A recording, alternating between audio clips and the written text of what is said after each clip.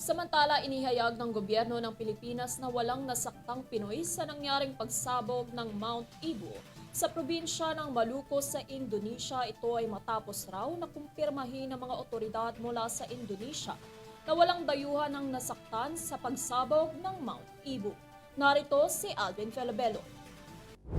Kinumpirma ng Department of Migrant Workers na walang Pilipinong nakabase sa Indonesia ang nasaktan bunsod ng pagsabog ng Mount Ibu sa probinsya ng Maluku. Base sa impormasyon mula sa Philippine Consulate General mula sa Manado City, sinabi umano ng Migrant Workers Office na mismong mga otoridad mula sa Indonesia ang nagkumpirmang walang dayuhan ang nasaktan sa pagsabog ng Mount Ibu.